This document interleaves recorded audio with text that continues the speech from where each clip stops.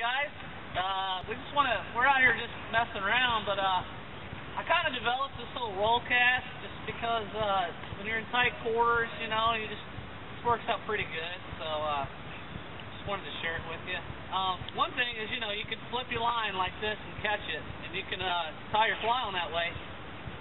So what I did was I just started thinking, well, if I can flip it, I can flip it back and then lift my rod and then roll cast it. And what that will do is it will create you to get more load out of the lift of rolling that forward. So, you know, when you do a typical roll cast, you lift back and you position the rod tip to be behind you, you form a belly, and then you just roll it. Well, if you notice out there, when I do that typical roll cast, a lot of that line will die out on the belly, on the very end of that, because there's not enough belly to carry that line over. So by flipping it over and you raise your rod higher, you get more belly and you get more load, which will create the line to go further without piling on the end.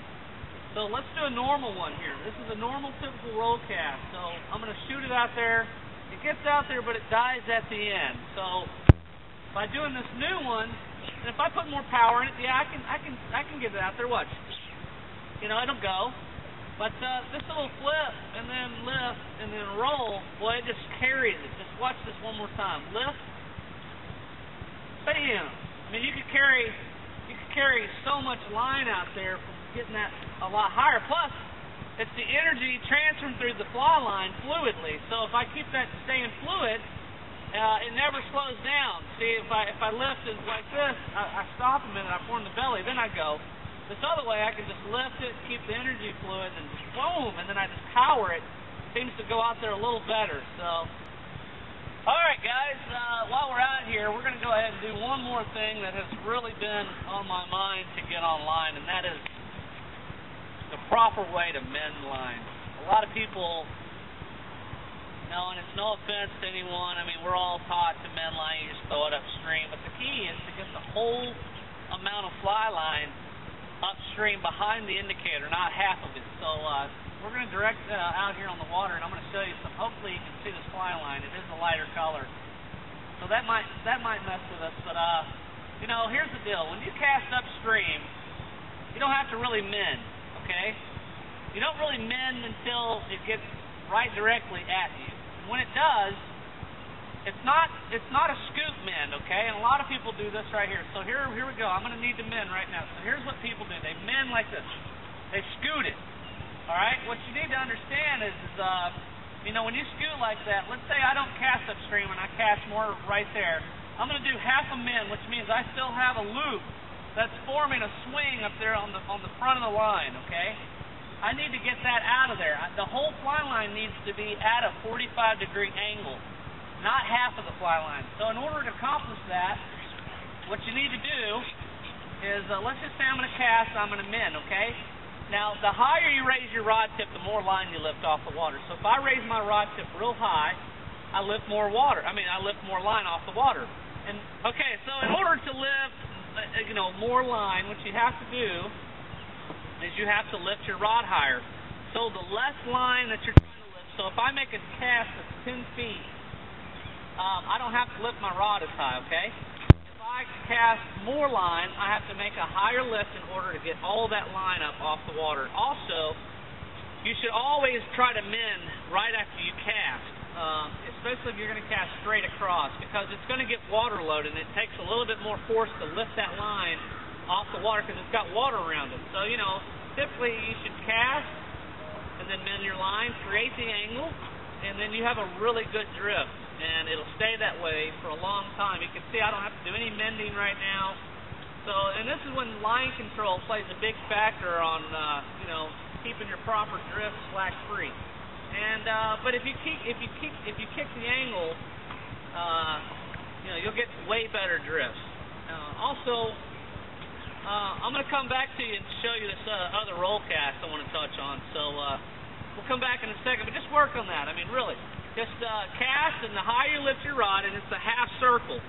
That's all you do, and you want to lift the whole amount of fly line, not half of it. So if you're doing half mends where you're only lifting a little bit, you still have a swing out there, which means you're creating a pull against the current. You you need to mend that out, which means you need to work on getting the whole line mended instead of half of it. Alright guys, we're back. We're going to talk about roll casting and energy transfer through the fly line fluidly, which means, to get a roll cast, the typical roll cast, if you're in tight corners like I am right here where you can't cast, you got to strictly rely on roll casting. Well, let's say that my drift's over right now, and I'm down here and I'm trying to get it back up here. Alright, so a lot of people, you can just turn your rod and kick it and point your rod tip that way, and your line will go right there.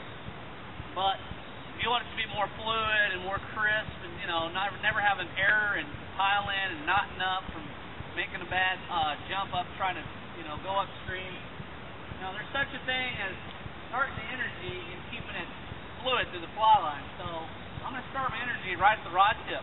I'm going to lift my rod tip and I'm going to create a circle, a full circle. I'm going to do it twice. And what it's going to do is, if I can keep the energy transferred through the fly line fluid, it'll continue to keep the energy and it'll transfer it up here. So I'm going to do a lift and I'm going to roll it. And I'm going to roll it again. Now you can see that the fly line is upstream now. So we'll do it one more time. We're down here at the back. The drift's over. We're going to go ahead and roll it and roll it. Now our line's up there and it's just nice and it's in there. Now we're going to create that mend I was talking about. At a 45, we're going to lift the rod tip at a half circle. That's the correct mend, guys. If you can create those kind of mends, you'll get more of a slack drift every single time, okay? So, I don't really know how to explain this roll cast except that you start the energy and you keep it going through without having a sudden stop, okay? So if I was to stop right here and try to do it, it's going to die out. You've got to keep it fluid, okay? Another thing you might do is you might, do stuff like that, which means, you're just trying to learn how to do it. Just two whole rotations of the rod tip. Well, maybe one and a half. So I'm going to do one turn and then another one right there. That'll get it all the way back up. So work on that. So hopefully that'll help you work on, some of the techniques as you're progressing in the sport of fly fishing. Stay tuned for more little things that we can help you with, and thanks for tuning in. We appreciate it. Take care.